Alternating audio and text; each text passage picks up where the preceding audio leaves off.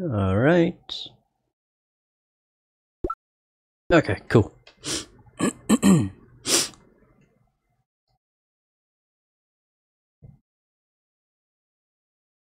Hey everybody, the Reeswarrel here, and welcome back to more of Ace Attorney Investigations Miles Edgeworth. Okay, episode 4, Turnabout Reminiscence. Let's go. Can't believe this is case 4 already. Kay Faraday, the young lady who calls herself the second Yatagarasu. The piece of cloth that she conjured up has taken me back to many years ago. It's taken me back 7 years. Holy balls. It's taken me back to where I got my thumbnail from. Ooh, the music. What? Yeah, that's right, I did it. I killed the guy. Okay. But it was a great thief, Yatagarasu, that told me to do it.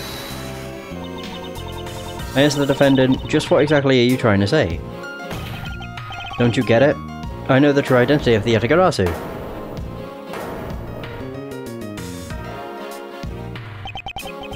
The Yatagarasu is the man standing over there at the prosecutor's bench. Are you saying that I'm the Yatagarasu? Don't you dare deny it. You told me to kill him when you snuck into the embassy. What on earth? Are you claiming that Mr. Faraday is the Yatagarasu? That's exactly what I'm saying. Mr. Rell, I think we've heard just about enough out of you. Your Honor, please listen to me, I'm telling the truth. You've got to believe me. Oh my. Well, that's one way of starting a case. Jesus. In accordance with the defendant's accusation, a new prosecutor shall be called to replace Mr. Faraday. This court will be in recess until the new prosecutor is ready. Oh my. Oh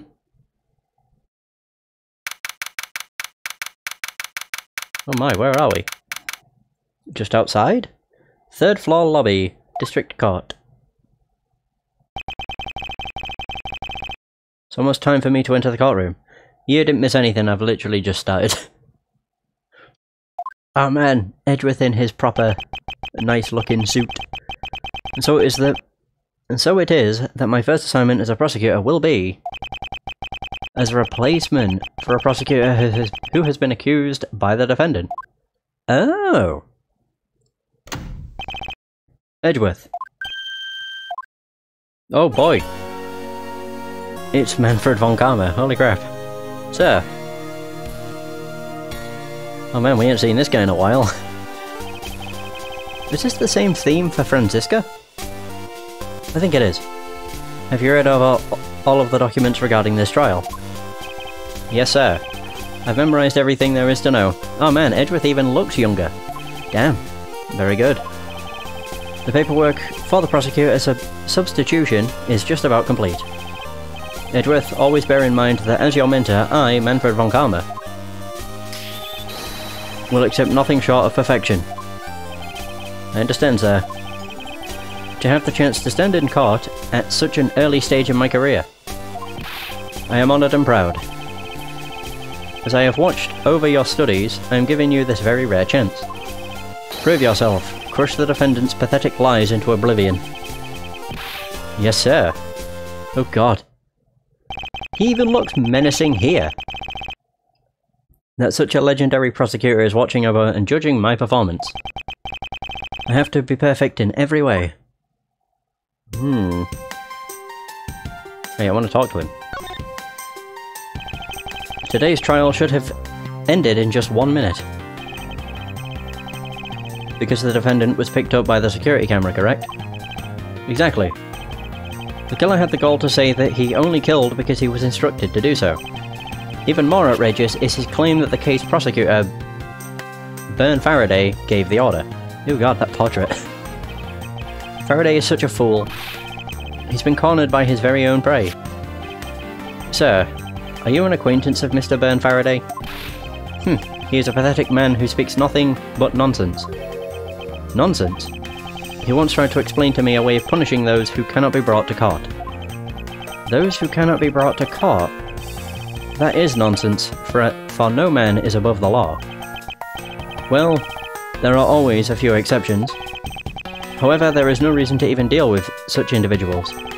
The prosecutor is a guardian of the court, one with no obligation to outside matters. Thus there is no reason to deal with such individuals, I see. Edgeworth, disgracing yourself as Faraday has will not be forgiven. Have no fear, I will not let you down, sir. In place of the accused prosecutor Bern Faraday, I'll prove the defendant's guilt. Very good. I've secured an hour of recess for you to prepare to do just that. That finger snap. Show them all the power of Von Karma. Woohoo! Today's trial. So you have achieved a firm understanding of the case? Yes, sir. I have memorized everything that is written down in the case files. Well then, explain the case to me. I want to see if you really know what you are talking about. Understood? Oh. Okay. A murder was committed on September 8th in front of the... is that Cadopian? Embassy. The victim, Mr. Deedman, or Diedman, was a staff member at the embassy. The defendant in this case, Mr. Macrell, was held for questioning the night of the incident as he was deemed suspicious. He was quickly placed under arrest for possession of the murder weapon, a gun. Furthermore, at the time of the murder, the great thief Yatagarasu had successfully infiltrated the Cadopian embassy as well. At first, Roll claimed that he himself was a Yatagarasu, but that he did not kill Deedman. I wonder what he expected to gain from such a desperate lie. It's possible that he wants to go down while in the spotlight if he is found guilty. There truly is no limit to people's inanity. But I digress. Continue, Edgeworth. Yes, sir. During the trial, the prosecution presented the security footage that captured the murder. Oof. The footage clearly showed Mr. Rell as the murderer. The act of Mr. Rell firing the gun could be clearly seen from the visitors' gallery. Upon seeing that, the defendant retracted his statement and admitted to the murder. I did it because I was told to, by the real Yatagarasu, Bern Faraday. That sounds about right. However, you've forgotten one thing. While this may appear to simply be the murder of a Cadopian embassy staff member, people are actually referring to it as the second KG-8 incident. The second KG-8 incident? I'm very sorry, sir. I fear I failed to study hard enough. Well, even among the police, it's information that only a select few are privy to. Could you please enlighten me, sir? So the second KG-8 incident. Okay. We actually heard about that on the tail end of the last case. Like, quite literally, as it was ending the case, they mentioned the KG-8 incident, I think. I'm pretty sure that's when it was mentioned. So, what do you mean by the second KG-8 incident? In order for me to tell you that, you must first learn about the original case. Take a look at these documents. This is a 3-year-old newspaper. Okay, so the KG-8 incident overview.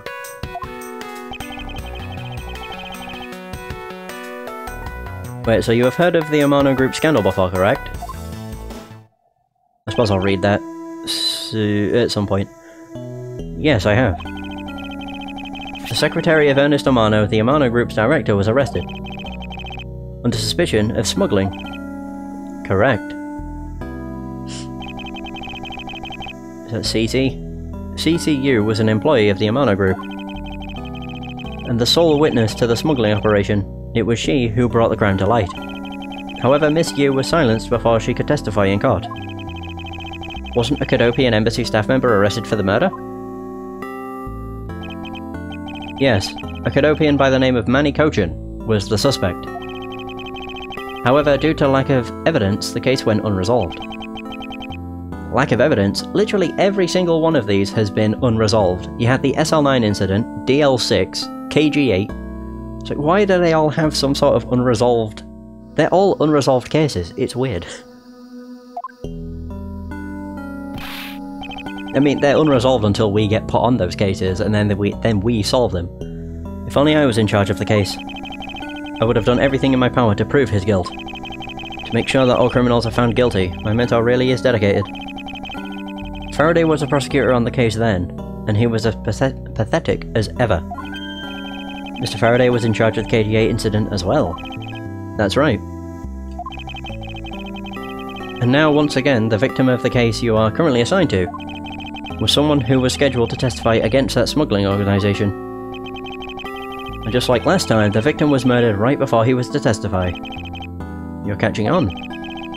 The victim was murdered just before his day in court against the smuggling organisation. Hi Chemo, how's it going? Events are occurring almost exactly the same way as they did in the KG8 incident. So that's why it's being called the second KG8 incident. Yes. Yet there is one difference between the two incidents. What would that be? The so-called noble thief that is sending everyone into an uproar. The great thief Yatagarasu. Yatagarasu? I better find out more. I mean, before I do, into my organizer! So I wanted to see what this says. Right, so... Codopian Embassy staff member Manny Cochin found not guilty. Is that all it says? The victim CCU, shadow over the Amana group. Yeah, there's literally nothing. Oh man, I thought it'd give me like notes on it or something. Whatever. Alright, the Yatagarasu. If it is true that the Yatagarasu showed up at the Codopian Embassy, what could he or she have been after? No doubt to steal any suspicious accounting records and release them publicly. Or more likely, to steal secrets from the Codopian Embassy itself. Since the item that the Yatagarasu stole from there was sent to the police. What was it that the Yatagarasu sent to the police? I don't know the details. Anything related to the Yatagarasu is getting the top secret treatment. I still find it very ironic. By returning the stolen item to the police, it was proof positive that the Yatagarasu had infiltrated the embassy on the same day the staff member was killed. Criminals have a way of incriminating themselves, wouldn't you say? It would have to be the first time the Yatagarasu has left evidence behind, correct? Yes, indeed. If you wish to learn more about the Yatagarasu, then I suggest you ask Faraday. Mr. Faraday? He happens to be the prosecutor in charge of the Yatagarasu case as well. He's the prosecutor in charge of both the KG8 incident and the Yatagarasu case. Mr. Faraday really has a lot on his plate. Ah, here we are. We meet a familiar face. A slightly younger familiar face, but still. What is it, little girl? You're scary, mister. Did you need something? I want to trade these coins with you. A fistful of dimes, quarters and pennies, but it looks like you've... exactly $1. Is this what you want? There she is! Thanks, that's exactly what I needed. There she goes. Could that child be here to watch the trial? How disrespectful for a child like that to be running around inside the courthouse. Does no one have respect for this country's judicial system anymore? Oh. The paperwork for the prosecutor substitution is complete. Why, you... Do you even know how much time there is left before the trial resumes? I'm so sorry. I can have you mopping up this courthouse instead of protecting it in an instant. Jesus. It's no bother, sir. Not being completely prepared could prove to be a perfect handicap for me. A proud one you are. You had better collect the evidence from Faraday and prepare yourself. It's time for your debut, Edgeworth. Alright. Wow, that was a lot of information. Whew! September 10th. Oh boy. I do like the music for the courtroom though. Pretty nice.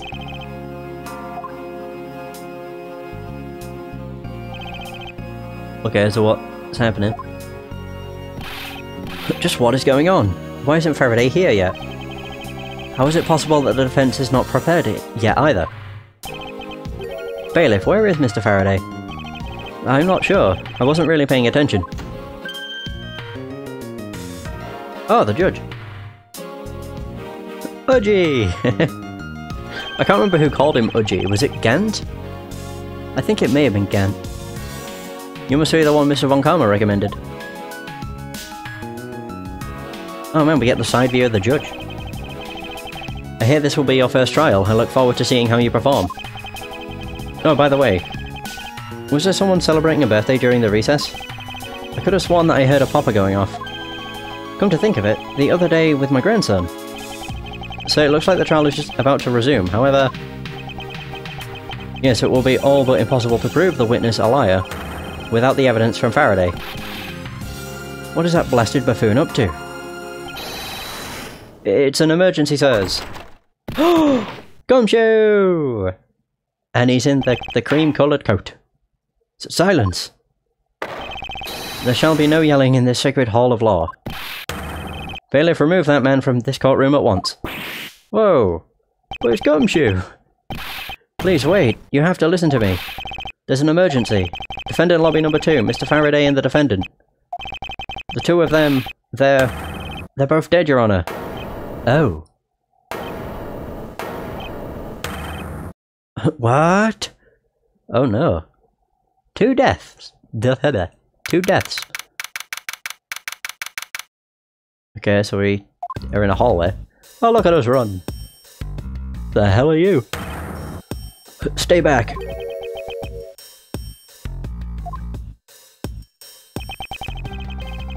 No one's allowed on the crime scene, period. Just who does this? Oddball think he is. This is becoming quite the hotspot. Isn't she Mr. Ralph's defense attorney? Hey you, no running in the hallway, pal. And who are you to tell me what to do? I'll never find out what's going on like this. It's time for some civil discourse. Oh. Alright, Gumshoe. And you are... Who, me? Hey, pal. It's common courtesy to tell someone your name first before asking theirs. Point taken. My name is Miles Edgeworth. I'm a district prosecutor. A prosecutor? I've never seen a prosecutor as young as you, pal. I told you my name. Now would you mind telling me yours? Detective Dick Gumshoe, and just recently I achieved my dream of becoming a detective. More than a dream, it's what I was born to do. Wait, maybe I should check and make sure I'm not really in some crazy dream first. This detective is entirely too excited to be at a murder scene. That's Gumshoe, crime scene. So, Detective Gumshoe, would you mind telling me what you know about the incident? You know that I don't have to tell you anything, right? I know that. But it would behoove you to fill me in on what you know. Wow, you're a proud one for such a youngster, aren't you? Well, anyway, Detective Baird is the one in charge. So you're just gonna have to ask him for all the details, okay? As for me, I was guarding the door to defendant lobby number 2. So you were the guard detail? Oh. Did you notice anything strange while you were on duty? Well, I freaked out when I heard a gunshot, and then I kind of froze. You're a detective, and a measly gunshot scared you that much. Then again, I can hardly claim to not know what it's like to hit one at close range. Then Detective Bad came running to the scene. We went into lobby number 2 together, and both men were lying there, dead. Is that everything? Yeah, that's it. I was in the hallway the whole time, but I didn't hear a single peep of a struggle. Interesting. Other than the gunshot, he didn't hear a single sound of commotion. Okay. So Gumshoe's testimony is in the organizer now.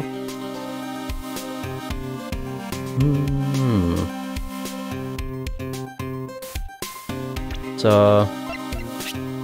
it literally just says, other than gunshot, didn't hear a sign of a struggle. Interesting.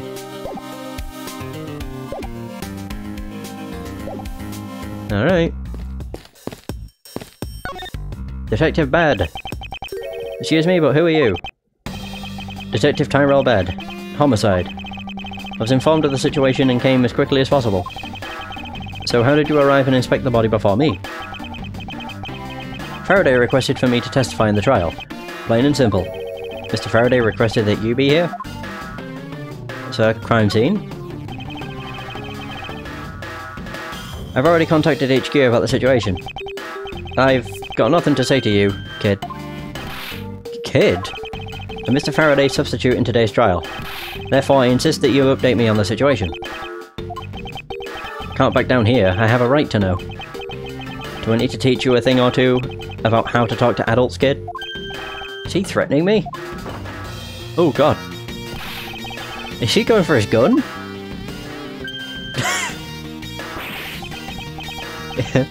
It's just a mirror. How dare he trick me like that? Faraday was stabbed to death with some kind of blade, and he had a gun in his hand. The other man, a Mr. Macrell, was shot and killed. He was found holding a bloody knife in his hand. Was there anyone else who went into defendant lobby number 2? Yeah, that big lug over there, his name's Gumshoe. He was in charge of guarding the place. He's claiming that no one else entered the room. If that's the case, then they must have killed each other, correct? Maybe. Such impudence. This guy is really testing my patience. Okay, trial witness. Why was I not informed that you were going to testify in court? Homicides aren't my only gig. The Atagarasu case is also one of my assignments. Oh. So you were called upon to comment on the Yatagarasu's characteristics, in order to assess if Mr. Faraday really was the Yatagarasu or not? Well, well, looks like you just might have a brain after all in that head of yours, son. Son? I'm not your son, Pops. What the fuck? Okay, I guess that's all I'm getting out of him. What about you? I think I remember her name. As soon as she says it, I'll be able to say it. Yep, I was right. Do you have a minute? You know, I'm not really into talking to people I don't know. Especially at a time like this. I apologise for not introducing myself before bothering you. My name is Miles Edgeworth. I was to take Mr. Faraday's place in court. Edgeworth, huh? Never heard of you. So Faraday's substitute is a newbie, huh? I'll have you know, madam, that I've studied under Manfred von Karma. Ah, that finger wag. Do not take me for some naive novice. Oh god. Do not take me for some naive novice. Yep, this is one thing that's very common with this character. So you're a student of Von Karma. She laughs a lot. I should have. Those clothes are a dead giveaway. Stop right there. These are the garments of one who gallantly presents the facts. Thanks for the great laugh, but try not to make me laugh so much, okay? I wasn't trying to do anything of the sort. Just kidding. I was just goofing around. By the way, do you know who I am? I was right with the name, but I thought her first name was spelt differently. Don't know why. My name is Callisto Yu. And if you're telling the truth, then we are about to go head-to-head in court. Ah, but of course, I've heard much about you, Miss Yu. But of course. I've heard much about you. You're regular Shakespeare. Did I say something funny? I think it's just the way he talks. Crime scene. I'd like you to update me on the situation. I don't really know anything. Why don't you try talking to those detectives over there? If that's the case, then why are you here? Oh my god. What's so funny? It's just that the way you speak is so tactless. The person I was going against in court until only a little while ago was just murdered. It's not like I could go back into the courtroom pretending as though nothing happened. That's a good point. I apologise for asking such an insensitive question. It's fine, don't worry about it. Okay, is that everything? Miss Yu! There is someone here who wishes to see you. Who is it? A Cadopian embassy staff member by the name of Manny Kojin. Whoop.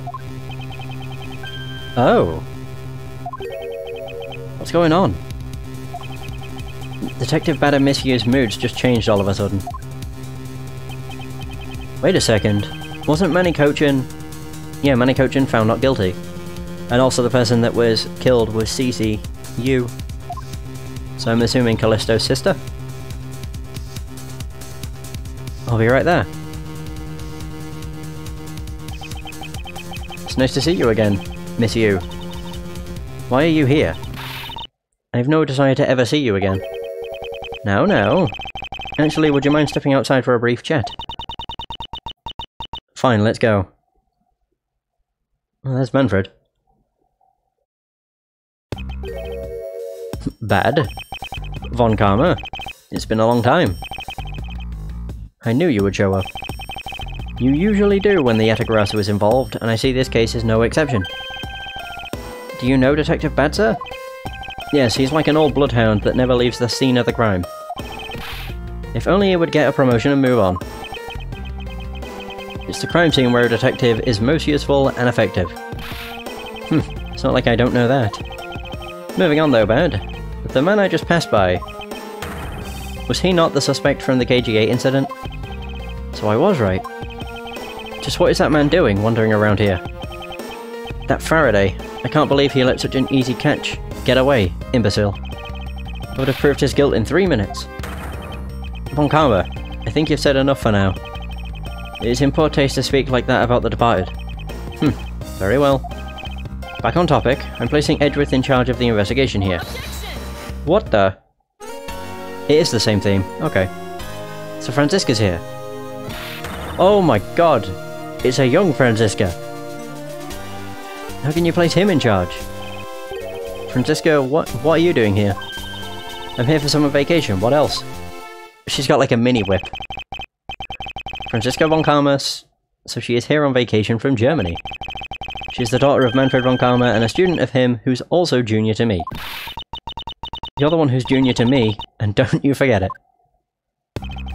You're not conveniently avoiding the bar examination, are you? Extermination. If you're able to pass, then I'll have absolutely no trouble at all. I'll never allow myself to lose to you. Never. Why does she always have to be this competitive? Anyway, Papa. Are you really assigning Miles Edgeworth to cover the case? Yes, I am. Why do you ask? Well, you know, I'm close to becoming a prosecutor myself. And I am 100% confident that I can do a better job than him. That's just like Franziska. She has no problem bad-mouthing someone right in front of them. Bad? Yeah. These two will be conducting the investigation. What? You want me to let both of these kids loose on the crime scene? The finger waggle? Huh, this is a perfect opportunity for them to work on their prosecutorial skills. A crime scene is not a place for children to be messing around in. I'm the one with the authority over this crime scene, Bad. And I will not tolerate complaining. Ooh-hoo-hoo! Edgeworth. Franziska. I leave this case to the two of you. Understood, sir. Yes, Papa. I'll go take care of the paperwork now. Remember, I'll accept nothing but a perfect report from the both of you. Do not disappoint me. Oh, okay. Hold up, Von Karma, I still haven't agreed to this.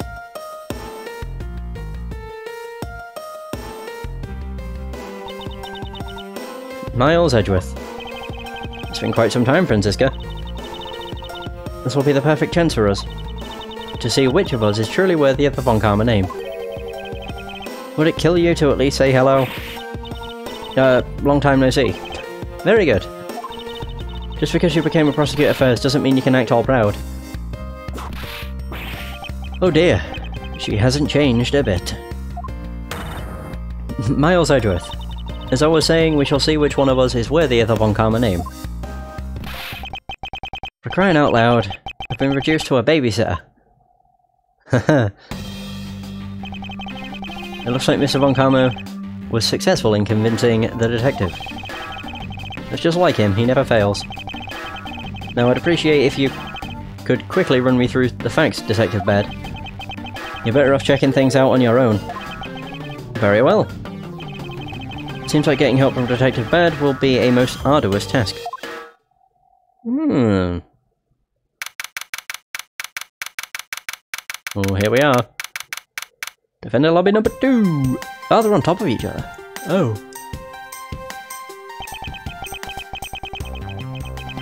Is the only real explanation that they killed each other simultaneously? Miles Edgeworth, you should listen to someone until they are finished talking. What are you talking about? I'll only say it one more time. This is a competition to see who is truly worthy of the Von Karma name. A competition? The person that figures out the truth first wins. So the person who doesn't discover the truth is a dishonor to the name. Exactly. I don't care that you became a prosecutor before me. I simply refuse to hear any more foolish things come from your foolishly foolish mouth. Fine, whatever makes you happy. Can I take that as you accepting my challenge? Once again, whatever makes you happy. Well then, let's begin the investigation, shall we? I'm going to find the perfect evidence and prettily present it like the professional I am. Competing to discover the truth behind a crime. How delightfully childish. Oh. You kids over here, hold it. Jesus. Kid. Serves you right, Miles. He just called you a kid. I said kids, kid. How dare you call me a kid as well? I'll do what I please, and I won't allow you to cause a ruckus on my crime scene. Hey, big guy. You're going to watch over these two. Yes, sir, Detective Bad, sir. Now do what I say from now on, kids, okay? You better not get in our way, Scruffy. You'll feel the bite of my whip if you do. Then you, prosecutor boy. Let's get your investigation started already, alright? Great, now even that detective is treating me like a child. Alright, it's time to get investigating. Get a move on, prosecutor boy. Oh my god, my name is Miles Edgeworth. If you call me prosecutor boy one more time, it will be my duty as a prosecutor to look into your monthly salary. Oh no! So this is where it all started. What? What would you do with my salary after you saw how much it was? That's up to you now, isn't it? Really? Sounds good, pal. He's so naive.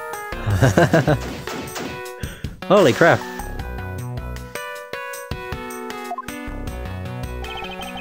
Detective Bad, may I have a word with you? What is it? It appears that both a knife and a gun were used as murder weapons. Yeah, it does. That leads us to our first question of the investigation. Where did the men acquire these weapons? The gun was inside of Faraday's bag. It was a piece of evidence that was presented in the trial earlier today. But it was used to kill the Cadopian embassy staff member. But I never heard anything about the knife. Mr. Rowe was being held by the police. There's no way he could have brought it in. Which means it's possible that Faraday had the knife on him from the start as well. Could it have been a piece of evidence that had yet to be presented? Oh, pardon me. But then why doesn't Detective Bad know about it? Wait, what if... It's possible that Mr. Faraday brought the knife in under the guise of prosecutorial evidence. He could have then brought it out and attacked Mr. Rell with it. Huh.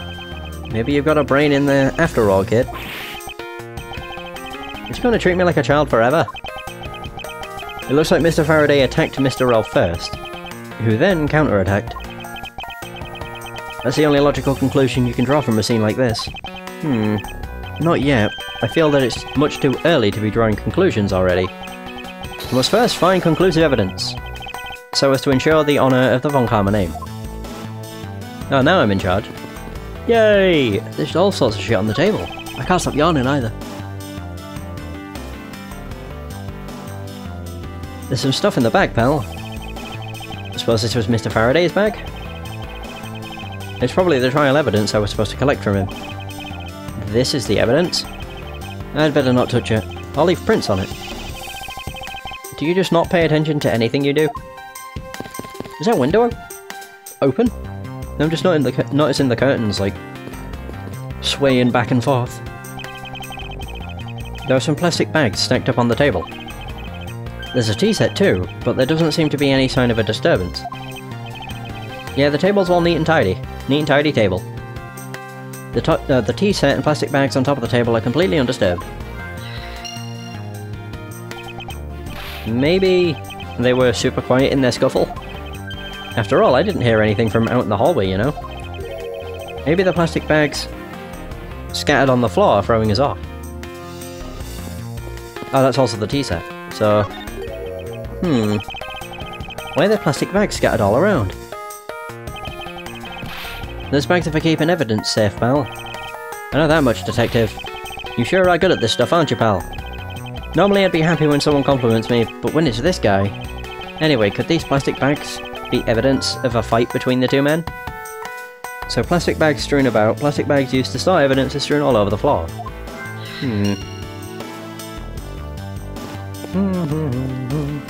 I want to check this too. The window was open and... there's a fresh flowery scent in the air. The flowers in the garden down there are so gross and ghastly. Do you think maybe you could try offering something useful for a change? Well, at least there's no way someone escaped through this window, pal. They wouldn't wake up and smell the flowers after a fall from the third floor. Are you willfully ignoring the fact that there are also iron bars on the window? It seems that way. Yeah, I guess there's that too. Either way, no one could get through these windows, right? They thought of everything when they were designing this car house. Very nice.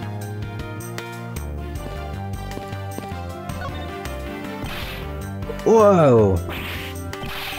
What is it, Detective Gumshoe? My TV at home is so tiny compared to this one, pal. Then perhaps you should purchase a more normal-sized television like this one. Ooh, let me see here. Wow, this thing is huge. And way too noisy. You're the noisy one, Scruffy. Don't touch it. You'll get your fingerprints all over it. But I didn't touch it. Preservation of the crime scene is the foundation of detective work. The foundation, huh? Sounds like something the rookie here needs to shore up on. Then we have the bodies. It looks like Mr. Faraday fell on top of Mr. Rell. At first glance it seems like they must have killed each other, however, using logic, the only logical conclusion is, aha! What was that outburst for? My detective's instinct just hit me real hard. It was Mr. Rell that fell first, see? You don't need a detective's instinct for that, it's common sense. But I suppose we won't know much more than that until after I examine the bodies. I won't rest until I've inspected every suspicious nook and cranny. Okay, so we got the knife and then we got the murder weapon. Looks like Mr. Faraday died holding the gun in his right hand. So he shot Mr. Rell and then fell on top of him while still gripping onto the gun? I guess that does seem kind of strange, huh? I mean, why would Mr. Faraday know how to fire a gun? It's not exactly rocket science, even I know how to pull a trigger. Although I doubt I'll ever need to use one. I hope I never have to fire a gun either, pal. But it sure does look cool to hold a gun in your hands. It appears that the police's screening procedures need a thorough review. Anyway, I should jot down some notes about the handgun in Mr. Faraday's hand. Right. So we got him with that. He's also still gripping onto the knife. Looks like Mr. Rell died with the knife in his hand. There's some blood stuck on it. Then he must have used this as the weapon. Yep, no doubt about it. Was Mr. Faraday carrying this on his personage? Did he bring this as a piece of evidence for the trial? Or did he bring it with a very different intention in mind? I should jot down some notes about it. There's also this, which is really weird. It's like a bag filled with blood. Why are there plastic bags scattered all over all around? Those bags are for keeping evidence safe, pal. I know that much, detective. You sure are good at this stuff, aren't you, pal? Normally I'd be happy when someone compliments me, but when it's this guy... These plastic bags be evidence of a fight. Okay, so we've already gotten that. Oh, so you can get... Really? You can get the logic from two different things. Weird. That is really quite strange. Mr. Faraday, how ironic it is for him to lose his life in a cart house. Yeah, why did it have to be like this? I don't know what to say. I can't believe this happened while I was on watch, pal. Rather than beating yourself up, you should spend your time continuing the investigation. Did you become a detective in order to solve crimes? Yeah. Then get back to work. Find out the cause of his murder. Right, I'm on it, pal. And we have Mr. Rell.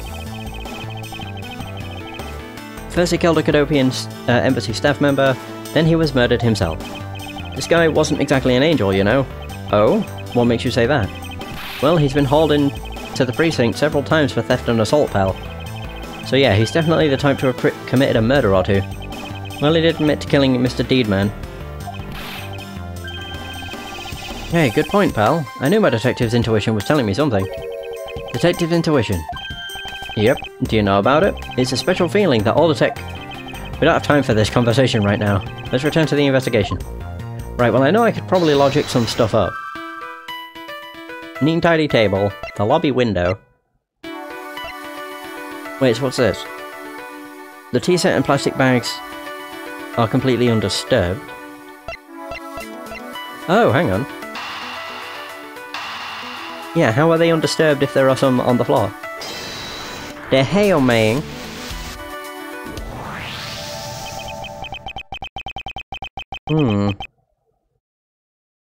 Okay, so there's a very tiny pile of plastic bags on the table, and yet a portion of them wound up scattered on the floor as well.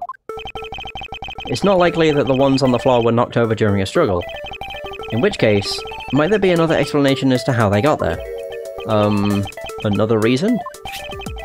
I believe it's possible that the blood on the it looked like it was inside the bag, that's what threw me. It's like, why have they got blood in a bag? The blood on the outside of the bag is related somehow. Please get that blood away from me, pal. Detective Gumshoe, whose blood is on this bag? Hold on, let me ask the lab guy. Alright, please hurry.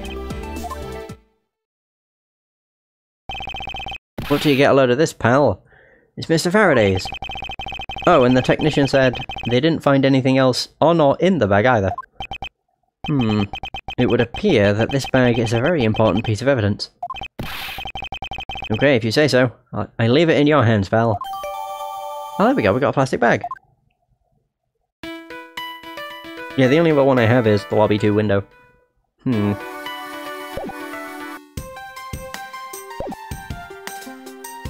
Actually, have I spoke to... I haven't really spoke to her, have I? I see. Did you figure something out?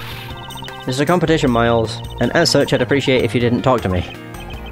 As you wish. Oh wow, I actually don't get to talk to her. What about Bad?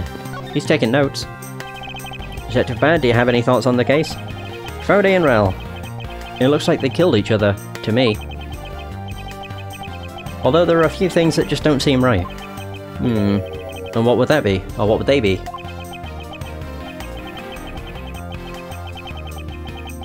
Why don't you try thinking on your own first before you bother me, boy? Jesus. What? Now I've been downgraded to just boy.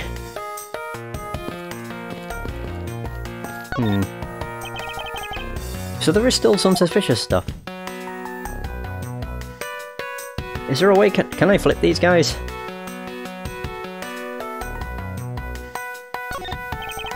His hand is all black down here.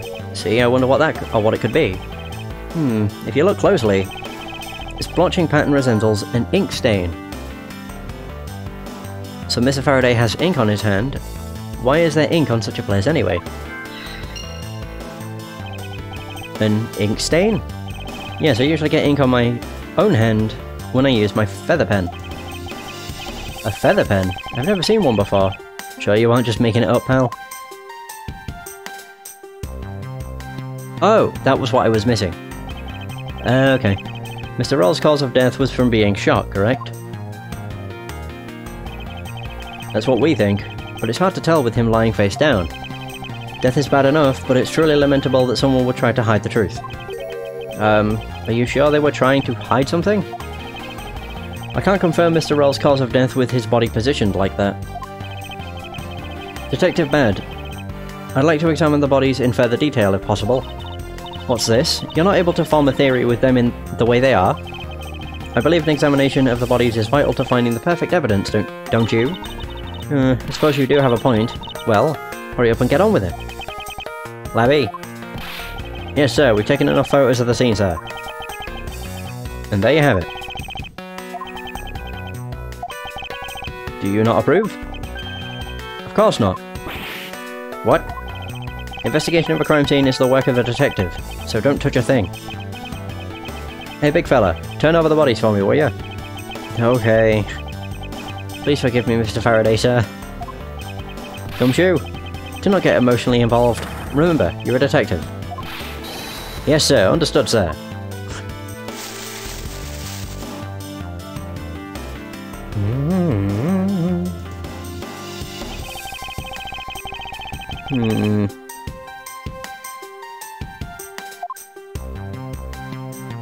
Right, well, nothing's changed apart from the fact there's a gun wound. Shot in the chest. It takes some guts to fire a gun in a cart house. I mean, I've been a detective for a whole week, and I still haven't fired a single round yet. There aren't any burn marks on his clothes, that must mean... Wait, burn marks? A round grows very hot as it is discharged from a firearm. Therefore, burn marks are usually left when a shot is fired from point-blank range. Ergo, Mr. Rell must have been shot from at least a yard or two away. You sure do know a bunch of neat stuff for your age, pal. Apparently, this detective has as much common knowledge as your everyday marsupial. Wow. And then he got stabbed. In literally the same place. There's a knife wound in his chest here, see? I wonder if the wound matches the knife Mr. Rell is holding. Larry? Yes, sir. Verifying now, sir. Makes it quick. Or make it quick. From the look of things, one could deduce that the knife Mr. Rell is holding is what killed Mr. Faraday.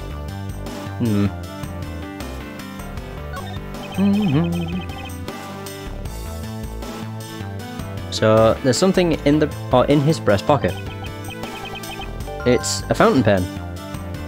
Fountain pen in Mr. Faraday's pocket has an especially nice nib.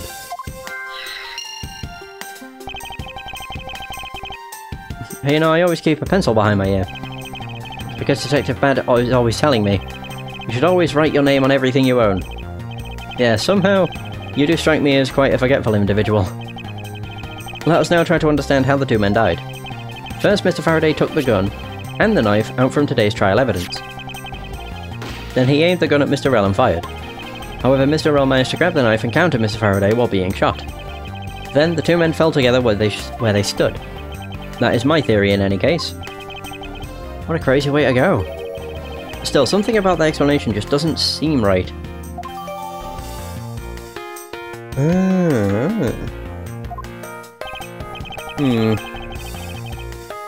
I believe I now have a firmer grasp on what happened here. Logic!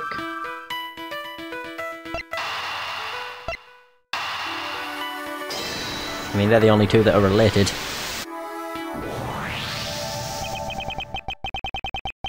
So that splotch on Mr. Faraday's hand, I wonder if it might be the ink from his fountain pen. Oh, let me ask the lab guy. So, Detective Gumshoe?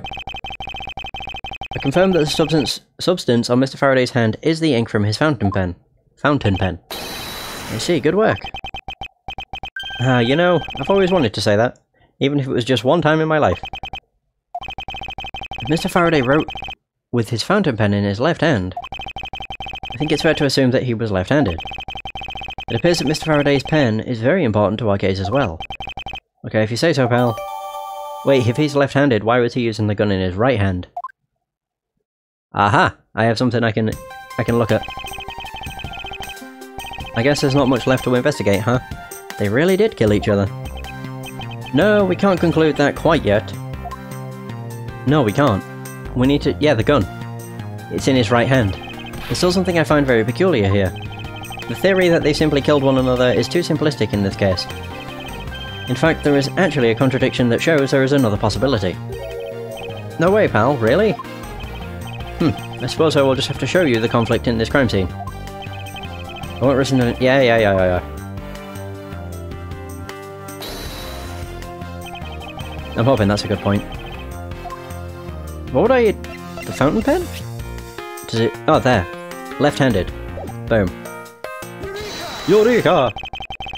Now we come face to face with the contradiction I spoke of, and it is this. Mr. Faraday used his left hand to write with his fountain pen. Ergo, he is left-handed. And yet the handgun is in his right hand. Don't you find it odd that the left-handed Mr. Faraday would hold the gun in his right hand? That, lady and gentlemen, or that, lady and gentlemen, is the great contradiction haunting this crime scene. Hey, you're right, pal, that does seem kinda strange. But how could something like that happen? The facts add up to one conclusion and one alone. Someone else put the gun in Mr. Faraday's hand after he died.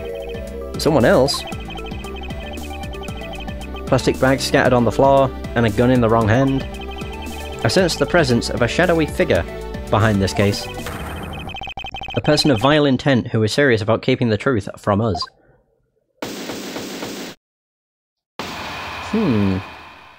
So there's that. Not too shabby. Here's the autopsy report.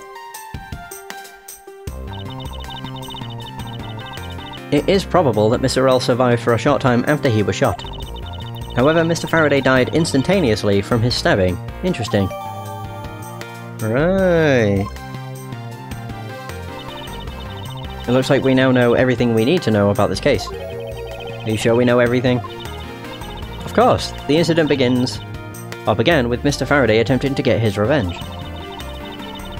The prosecutor went into a rage from being accused and tried to kill the defendant. But the defendant fought back and they ended up killing each other. It's all very clear and simple. There's absolutely no margin for doubt. Do you really believe that to be the truth? Huh, are you saying that just because I figured out the truth before you, that you don't want to believe it's true? It's alright, if you disagree with my argument, then prove me wrong. Well, if there are any contradictions to be found, that is. Don't worry, I will. Okay, so it's argument time, of course. What happened? Mr. Faraday's death was instantaneous while Mr. Rell survived for a short time. From this it is obvious that Mr. Faraday died after he shot Mr. Rell. And Mr. Rell, while on the brink of death, stole Mr. Faraday's knife and stabbed him. Those are the facts of this case. Mr. Faraday's death was instantaneous, therefore he must have attacked first. Proving that logic to be false is probably the fastest way to show her that she is wrong. In that case, I should first look for any holes in her theory. Right, time to rebut. Can I still do this? Hold it! Hold it? Hold... Oh. Ho! It's very iffy though, I'll admit. Do you truly believe that Mr. Faraday died instantaneously? I have the murder report right here. Mr. Faraday died instantaneously of shock due to being stabbed in the chest. There, you see? It's been documented clear as day.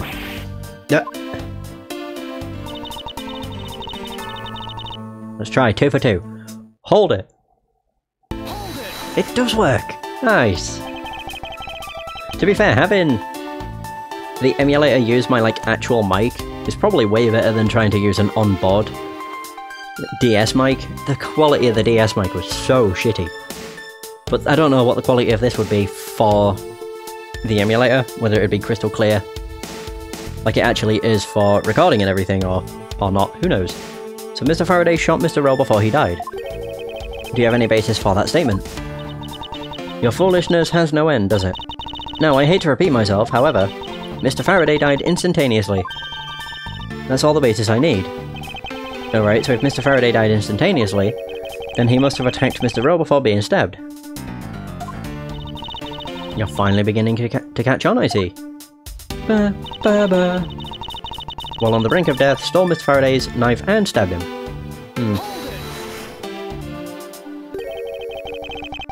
So you believe that the dying Mr. Rell stole the knife from Mr. Faraday? Mr. Rell became desperate as he did not want to die. Human beings can do amazing things when they are put to the test. So the two men struggled, and in the end, Mr. Rell was able to grab the knife and stab Mr. Faraday. The messy condition of this room is a testament to their struggle. Yes, my logic is perfectly sound. Can you really say that? It's perfect? What are you insinuating? Nothing. However, I can't let what you said slide by without further inquiry. One must be clear and precise, so if you could append that statement to your testimony... Fine. They struggled and Mr. Rell used the last of his strength to counterattack Mr. Faraday. I think you'll find that they did not. Yeah, didn't hear a sign of struggle. Woohoo! So if the two men were fighting, their struggle must surely, or would have surely, caused quite a bit of noise. However, Detective Gumshoe testified that he heard absolutely nothing. You place too much faith in that detective's testimony, you know. But for the sake of argument, let's say there wasn't a fight. How then did Mr. Rell get his hands on the knife? Mr. Faraday's bag was sitting here right here in lobby number 2. It's not hard to imagine that perhaps Mr. Rell saw a chance and took it out at some point. So what you're saying is this. Mr. Rell took a chance when he saw the opportunity, and took the knife from the bag.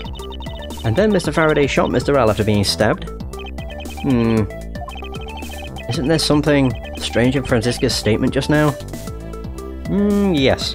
Something is off. Wait, something doesn't add up. Oh, really? It's simply not possible for Mr. Faraday to have shot Mr. Rell after being stabbed. Wait. Oh no, cause, yeah. She's saying that Faraday died first. But if you look at them, they're on top of each other. Yeah, died immediately after a gunshot was heard. Yeah, and they landed on top of one another.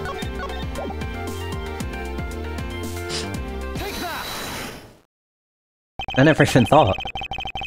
According to the coroner's report, Mr. Faraday died instantaneously, meaning that he died immediately upon being stabbed by the knife. Ergo, we could not possibly have fired the gun after that. Ooh, you got me. But of course. Well then, if the report is correct, then there is only one correct explanation.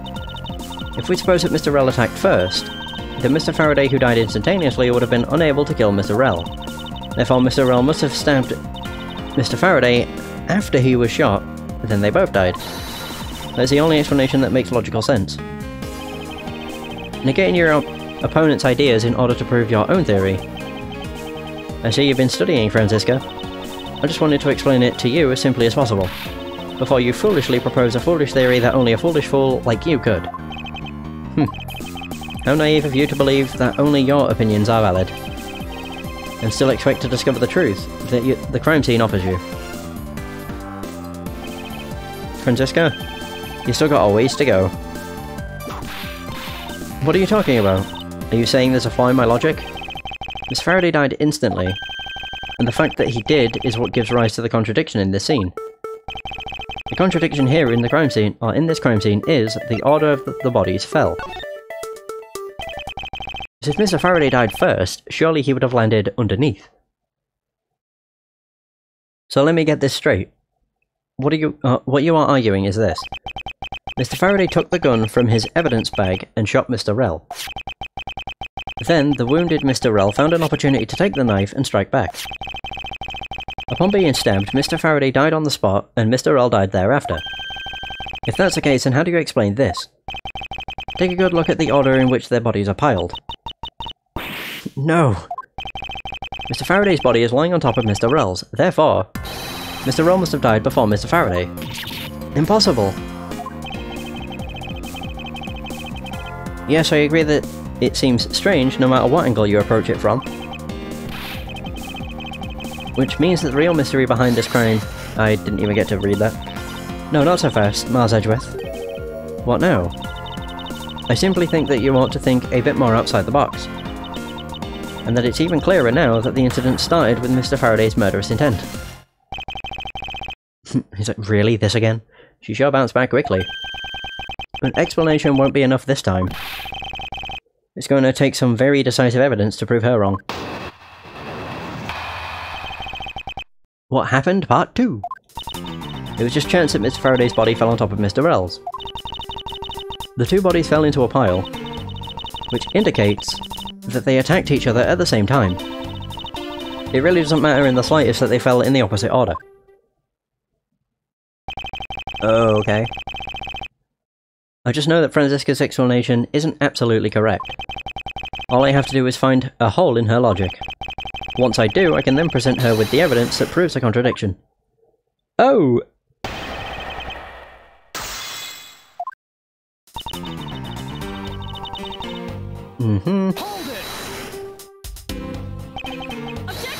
About that. Pressing someone's testimony nod again some time to think. You're a real one-trick pony, aren't you? It's too bad your trick only works on fools. That wasn't my intent. I simply wish for more details as to how Mr. Faraday ended up on top of Mr. Rel. Someone's impatient. I was just about to explain everything to you. So do you think you could hold on for a minute? Franziska, I'll make you a deal. I'll hold on if you hold on to that whip of yours. I'll hold on to it, alright, as I whip you. Jesus. Well, now that you've quieted down a bit, I'd like to continue if you don't mind. Just press everything. The two fell on top of each other. Don't you find that just a bit strange? Not at all. I can see it in her eyes. She's dead set against me from the bottom of her heart. Miles Edgeworth, once I'm done here, you'll see that there's nothing strange at all. Now then, the two men fell into a pile.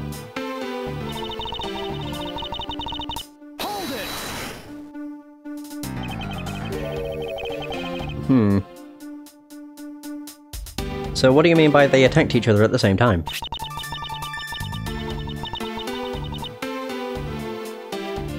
I assume Mr. Faraday had the two different weapons in his hands. That guy is so ugly too. He made the attack to he made to attack Mr. Rel while holding both the knife and revolver, and then, after Mr. Faraday fired the gun, Mr. Rel grabbed the knife as he was falling and stabbed Mr. Faraday. That is how Mr. Rel wound up on the bottom with Mr. Faraday on top. At close range, that is more than possible. But how would you explain, like, the no...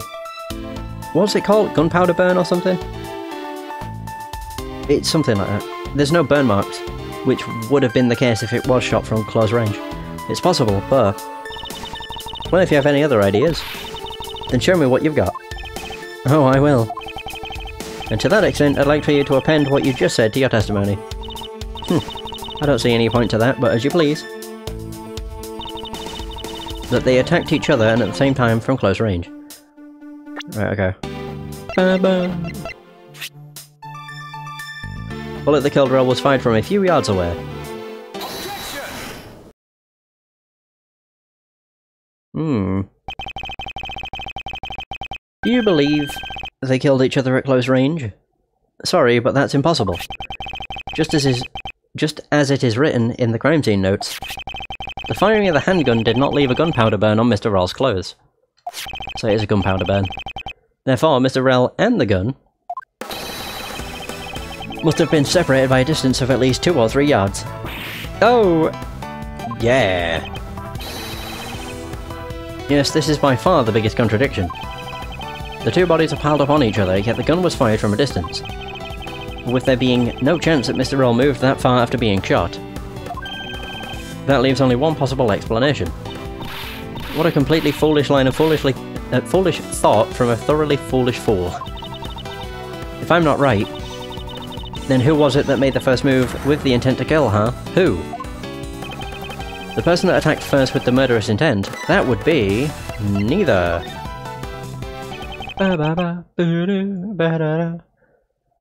Here in this room, contradictions appear no matter which men we claim attacked first. Thus, there can be only one explanation. There was a third person here.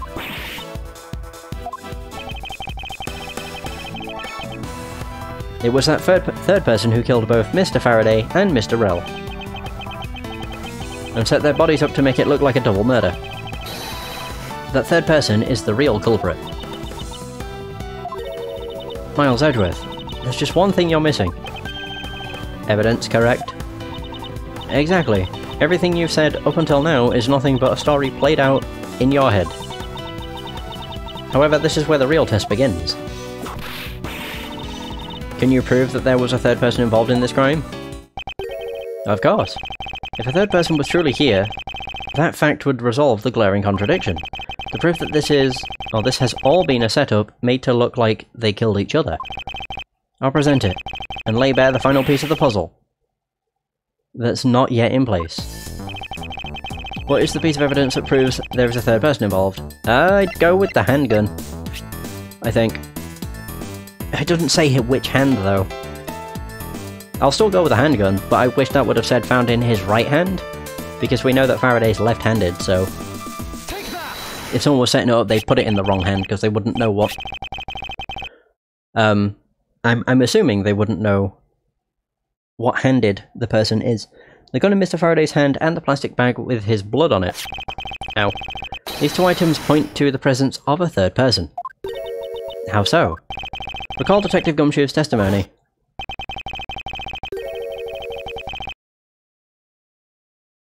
Oh! Wait a minute. Are they suggesting what I'm thinking? I was in the hallway the whole time, but I didn't hear a single peep of a struggle. If there wasn't a struggle in this room, then there shouldn't be any plastic bags on the ground. Oh, okay, never mind. I thought it was saying it like they used the plastic bag to muffle the gun. It was very stupid for me to think, because I'm like, a plastic bag would not, you know, muffle anything. Meaning that someone else must have deliberately scattered them around. Do you not see the possibility in this? Disregarding the gun for the moment, there's a high probability of blood spatter when a knife is used on a person. If the culprit held the knife with a plastic bag around it, they could use the bag to catch any blood splatter from when they withdrew the knife. Then by spreading a few more plastic bags around, mixing the bloody one in with them, and arranging the room to make it look like there was a struggle between the two, they were able to conceal their presence. Oh.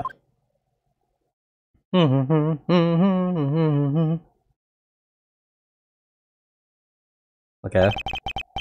Looks like we've still got a long way to go in this investigation. Yes. Objection. Oh god. Ew, she sounds so gross. Objection.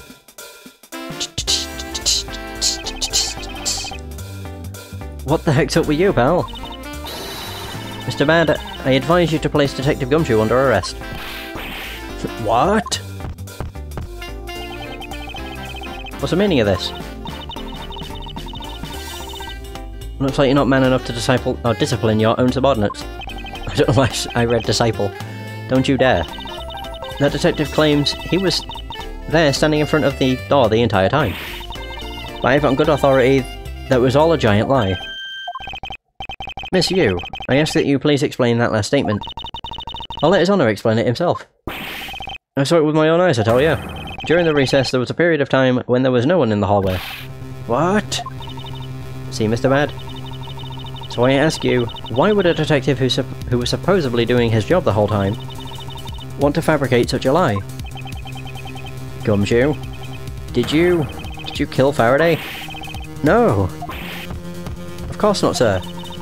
It would appear that the one who set this whole crime scene up is that detective, which basically renders his testimony a complete lie and wholly invalid. It looks like your perfect logic has just come tumbling down, Miles. I was in the hallway the whole time, but I didn't hear a single peep of a struggle. Is that statement really a lie? Detective Gumshoe, you are now a suspect in the murder of 2 men. Now spit out the truth or so help me. Oh dear. He'll get the mirror out. I haven't lied to anyone, sir. Honest. I really was there. I was in the hallway the whole time. Detective Badge, I ask that you please do not act without my permission. After all, I am the one that is heading up this investigation, am I not? Don't talk like you know what's going on, boy. Woohoo! All I want is for this investigation to run perfectly. Perfection is the only wish of a disciple of Von Karma, after all. Therefore, before you take Detective Gumshoe into custody, I'd like to set the record straight on something. Oop. And what's that? What should I ask Detective Gumshoe about? Motive! I suppose that the one thing I'd like clarified is Detective Gumshoe's motive for committing this crime. Motive, huh? Gumshoe, you got a grudge against Faraday or anything? No, sir. Not me, not a single bad thing against Mr. Faraday, sir. Is that a fact? Ew, I hate her voice. You dickpin. You really have a problem with lying, don't you, Detective Gumshoe? I'm telling you, I am not lying. The more natural you act, the more suspicious you become, you know. If you want a motive, Edgeworth, I have one for you right here. Could you please share it with us? However, be forewarned that I won't hesitate to object to flights of fancy. Because all I'm interested in is the perfect explanation. Oh my god. You're serious, aren't you? Fine. You amuse me, so I'll humour you with with a little courtroom practice. Ah, bloody hell. Gumshoe's motive. It was about a week ago. I saw the detective get chewed out by a livid Faraday in front of the precinct. He stood there super pale as Mr. Faraday yelled, "That's a salary cut for you, you nitwit." A brand new detective suddenly getting his salary cut. That's reason enough for a grudge. Well, how's that for the perfect explanation? You totally misunderstand me, pal. No matter how mad I get, I can never hold a grudge. Quiet. We can't trust anything you say. There's nothing wrong with the motive she proposed, per se. But there are some gaps in her logic that need to be filled in. Monsieur's perfect explanation may not be so perfect after all.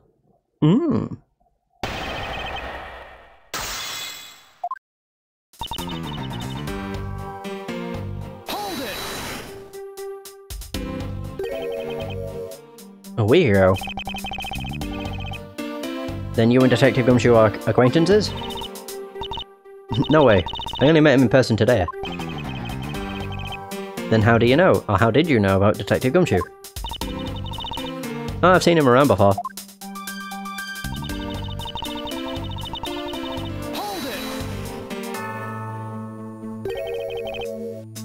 Mr. Faraday was upset? Yeah, you know what else? Mr. Faraday isn't exactly known to get angry often. Oh, there he was, totally beat red in the face. And the offending detective just stood there pale as a ghost like he was about to die. Just like the face he's making now, right? I'm completely innocent, I tell you.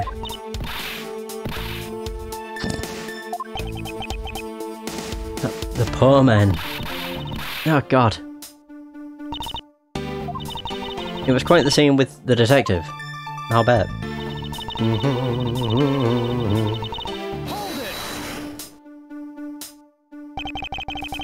You just stood there watching this unfold in front of you? Yeah. I have to say it was really enjoyable too. But that's why when I saw Detective Gumshoe earlier, I knew to stay clear of him. No way. I thought it was because I had something stuck on my face. But you do. Huh? What have I got stuck on my face? Let's start with your eyes, nose, mouth... Oh. And those ridiculous eyes, or eyebrows. Huh? Oh man, messing with your head is just too much fun. Monsieur, if you don't mind, I'd like to return to your testimony now. Yeah, stop tormenting Gumshoe. Sure, why not?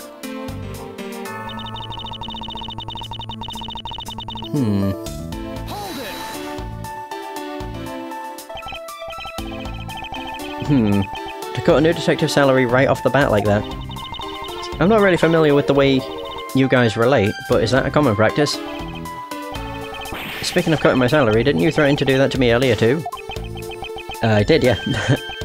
I suppose I did. It's only natural to cut a worthless detective's salary down to their actual worth. My father can even fire anyone who are old with a snap of his fingers. You think maybe that's reason enough for detectives to hate you people?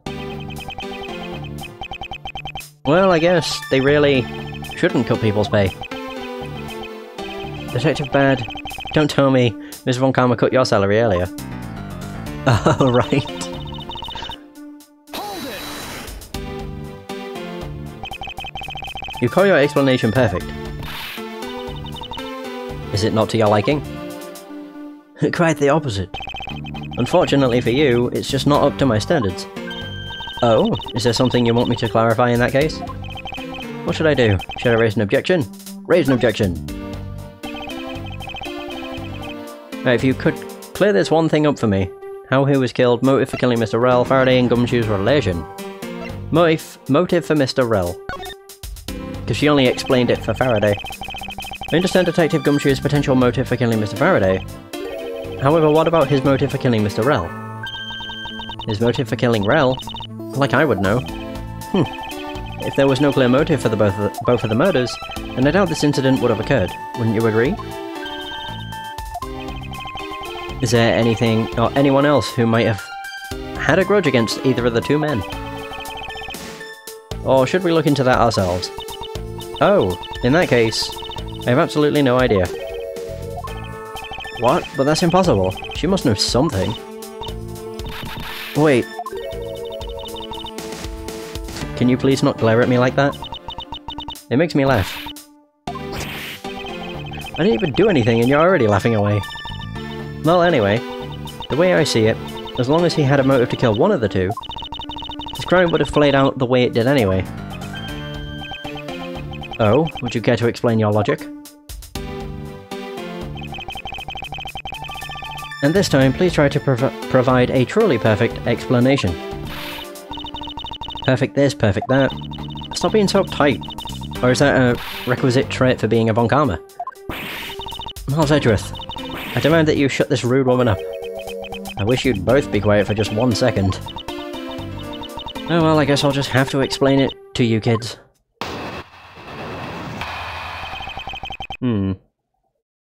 Motive to kill the men. There's no one out there with a motive to kill both Mr. Faraday and Mr. Rel. All you really have to establish is that someone had a grudge against one of the two men. Mr. Rel, who happened to be there, became a witness to Mr. Faraday's murder, therefore he was killed out of necessity and set up to look like they had killed each other.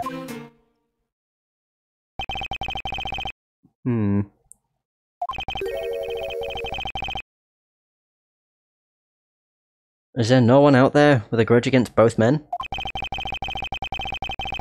Should take another hard look at the evidence for this morning's case. The second KG8 incident, as people are calling it, involving an embassy staff member.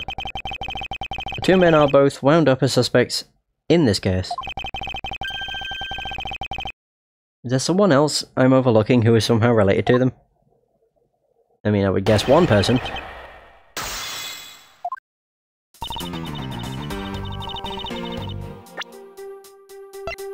There's only one person that's actually related, which would be her. Because of her sister, I'm guessing.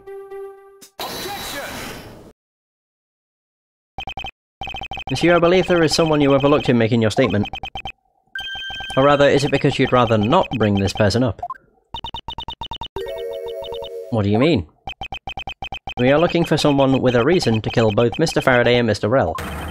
I can think of at least one person that fits the bill. He was a suspect in the original KG8 incident. Manny Cochin! Not her! Oh. I just assumed it was her because of her sister. Which makes no sense because her sister was a victim and it wasn't them two that killed him. Her, even. And a member of the Cadopian embassy staff, Mr. Manny Cochin.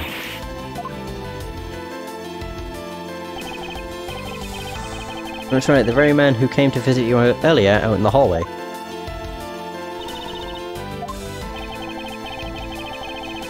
The man who killed a member of the Cadopian embassy staff, Mr. Rell. And the man who was the lead prosecutor of the KGA incident, Mr. Faraday. You're telling me that Mr. Cochin has no reason at all to kill both of these men? Well, I suppose he might have a reason or two. You covered for me, pal.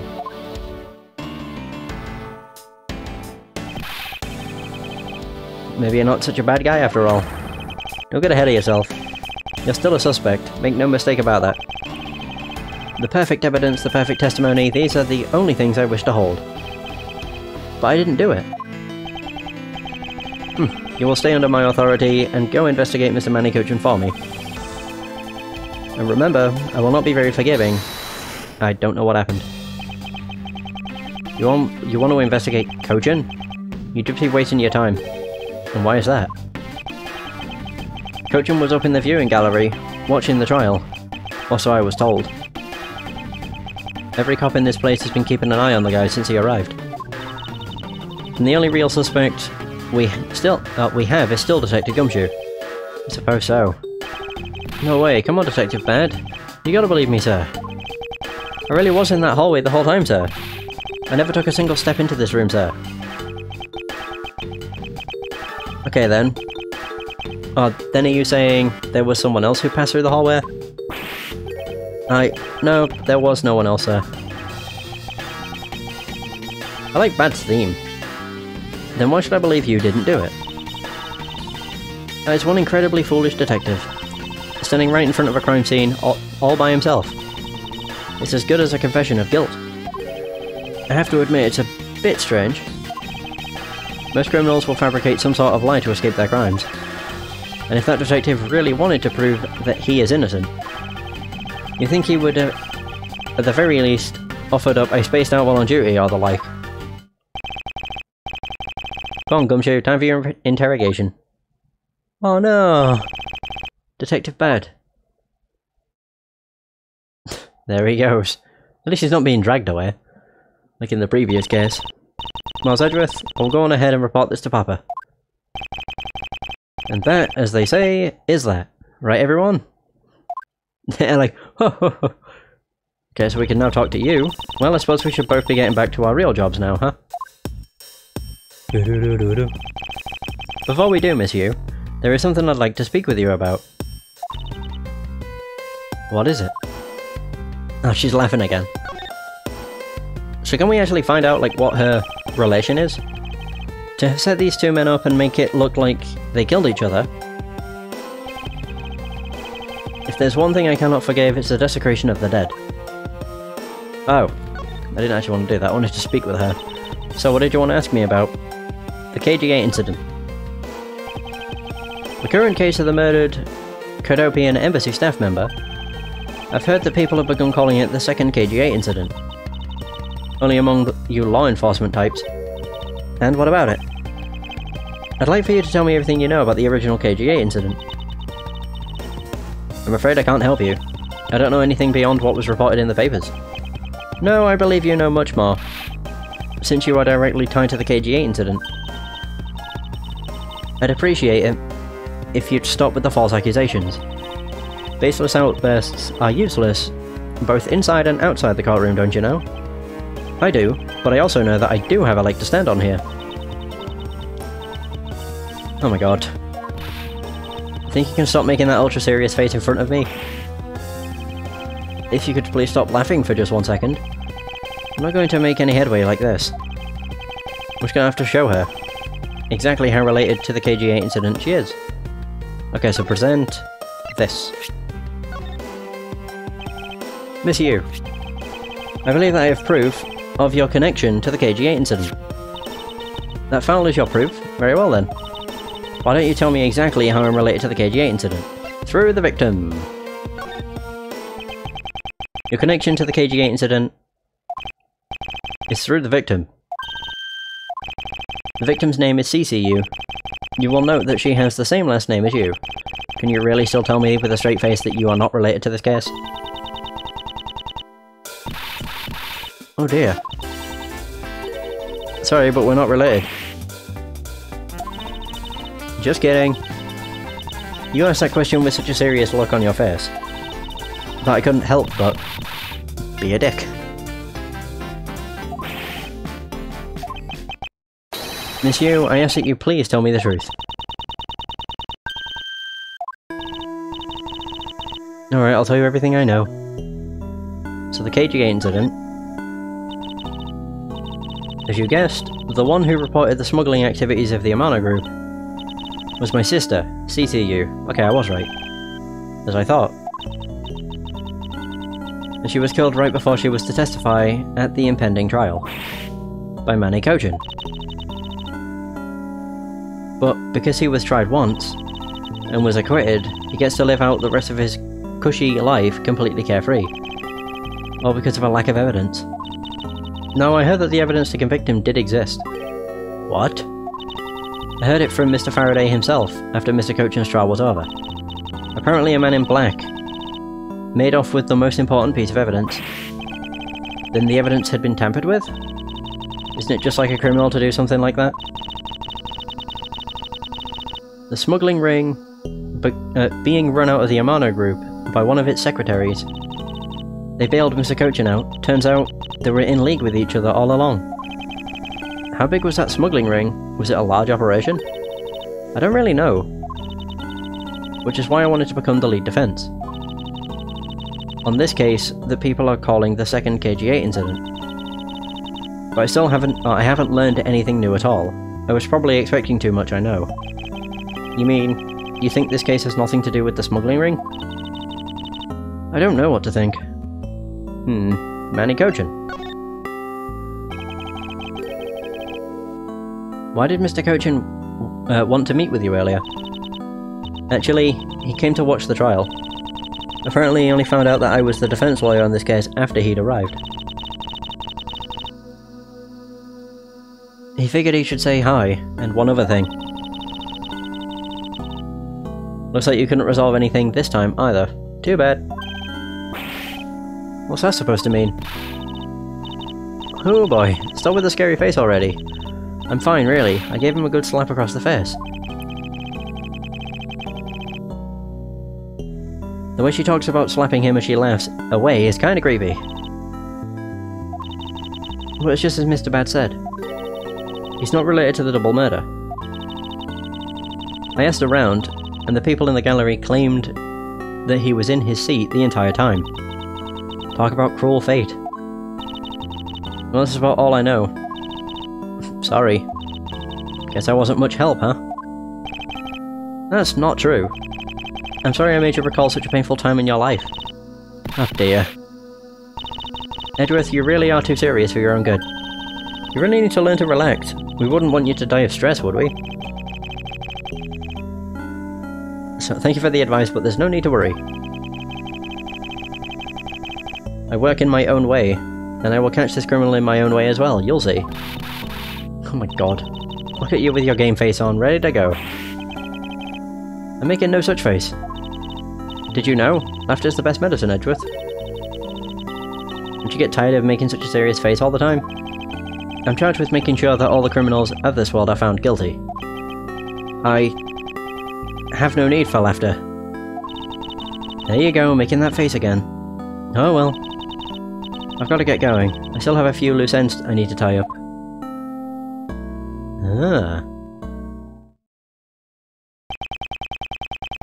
Lots of dots. The KG incident and this murder investigation. It is my belief that these two cases are related to each other somehow. Plus, that detective, Detective Gumshoe. It's obvious he's lying, even though the lie is hurting his chances. Clearly this case is far from over. But whether or not that detective is the murderer can only be determined once I've completed my perfect investigation. Mr. Von Karma, I swear to uphold your honourable name, while my name is Miles Edgeworth. End of chapter. To be continued! Yeah! Wow, that was actually just the beginning and it took an hour and a half. Definitely took longer than I thought it would have. By a long shot. Ugh. I'm actually going to end the session here, but I'll wait to see where it puts us. Where are we? Oh, we're just outside. Someone's using a... What? Oh, has that sprung a leak? Like, what is that dude doing on the left? At first I thought it was like washing his hands in a fountain, which was very confusing. And then I noticed that the water's like spouting out, so it looks like it's broken. How good. Either way, I was actually hoping to do like the beginning and the middle of this case in this session, but it seems they're actually quite long. So like the beginning and the middle might just be one session each. And I might try and do both of the end parts in one session, but it all really depends how long it takes. Either way, that is going to be the end of this session. Thanks so much for watching. I hope you have enjoyed. And until next time, take care.